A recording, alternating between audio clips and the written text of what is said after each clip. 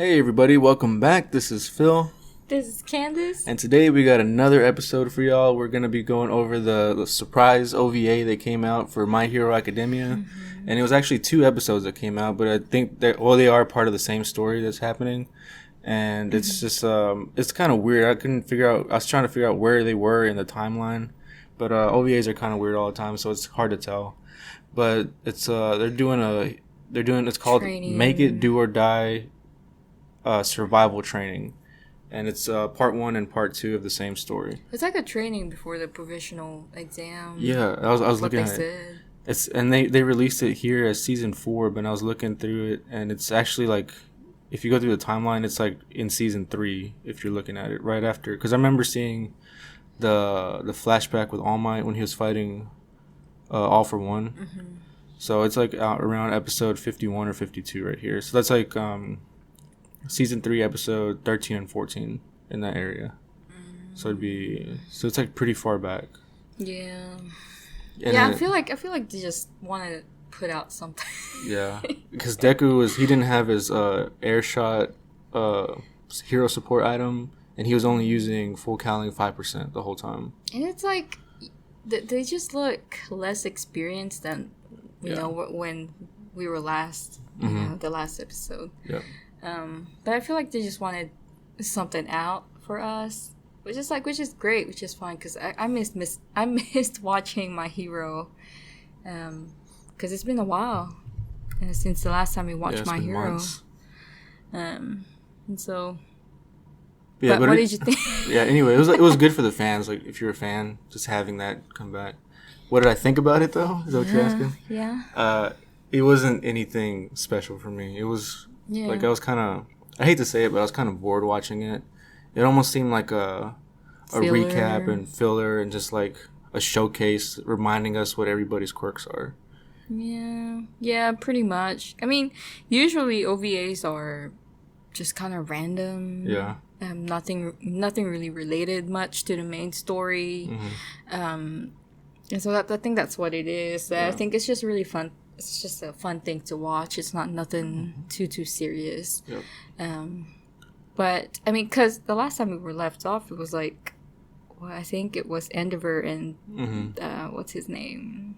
Hawks. Hawks, yeah. Yeah, they're fighting that Nomu. And so coming from that and then this, that's kind of like just fun, chill, relaxing episode. It's just kind of weird. Yeah. So let us tell you a little bit about it. It's only on Crunchyroll Premium. So in case y'all don't have a premium account, we're gonna tell you whether or not you want to invest your time into it. Because to be honest, I don't think it's that worth your time if you're not missing anything important if you don't watch this. Unless if you don't have anything to watch and you just want to chill, again, just like nothing serious. Yeah, but all they're doing is Aizawa, he tells them at the beginning of the episode that they're going to be doing a rescue training, and it's all of class 1A, and it's going to be at this underground mall that's collapsing, and their goal is to try to find this one dummy, like what do you call it? Rescue this civilian. Yeah, the civilian. And that's their only goal, and then they get split up into teams, and they're trying to just find this dummy. Yeah. That's the main goal they're trying to do. But what ends up happening is there's accidents and building collapsing, people getting separated and trapped, somebody getting injured. Mm-hmm. So they have to figure their way up, and some I don't know, I guess unexpected events that happens. That's a good way to put it. Instead of just going straight to the civilian and saving the civilian and then getting out of there, there's like some stuff that they need to go through first. Yeah, it's pretty basic, their typical training again. Nothing much. And we've seen all the training already, so this is just kind of redundant for viewers that are keeping up with the series. But I mean, I kept thinking the whole time, because it's just natural things that are happening throughout the rescue. And I was always thinking in the back of my head, maybe there's like some villain in here that they're going to fight. But they don't fight anybody this whole time. It's just them, basically teamwork. Yeah. And I feel like they highlighted Kaminari here. Or we got to know Kaminari a bit better here in this episode. They kind of showcased how how Kaminari thinks of this whole training, and I guess how he just generally thinks, how his mind works, being a hero student. Because but then I don't even know if we can. I don't think we got to know Kaminari that much before until this episode here. Because I mean, I didn't know that that's how he thinks. That he doesn't take training seriously is what I took from it. Well then. Well, we don't even know that now, though, because this is, like, before. It's a whole season before. I know, but it's just... I feel like it's just some extra stuff that, you know, just a little something I'm not for sure. the viewers. But it felt weird him saying that, because I feel like all the students in the class are wanting to be heroes. That's true.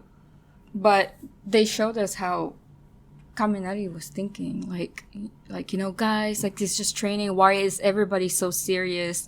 It's just a dummy. Yeah. But then everybody's like telling him, reminding him why he is training. If this was a real thing, what would you do?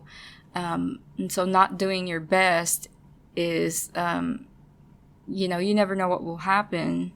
And if you didn't do your best this time, and if it happens to you in real life next time, how would you know what would you do if you didn't take this training seriously? Is what I took from that. You know, that part, because I feel like at that time also he didn't know that he has potential, because he was telling himself and everybody that he's just a baggage. You know, he's not doing anything. And if you hadn't seen the episode, what happened was he got trapped with Kirishima and Bakugo. And Bakugo saved him from some debris that was falling on them. And Kirishima blocked something that was coming towards them, so he felt like he was useless. And then when they found the dummy, he was trapped under this rubble, and Kaminari was like, "What's the point?" That's what you're saying, right? Yeah. I mean, like, why we even try to help it? Because it seems impossible to try to help this person. That's what he was saying the whole time. But even Bakugo, I mean, you know, Bakugo, he doesn't really pull out his feelings that much, but he was like. He tried to tell him, your power is the most important here in this training. And he's not even realizing it. And so Bakugo had to remind him that he's not really useless. Like, if he just knows how to use his power, if he just has some confidence in himself, then he would realize that he can do something. And then when, you know, they encountered that, the power source, electrical source at the base, that's when even at that point, he was gonna go all out, like 2 million volts or some shit like that.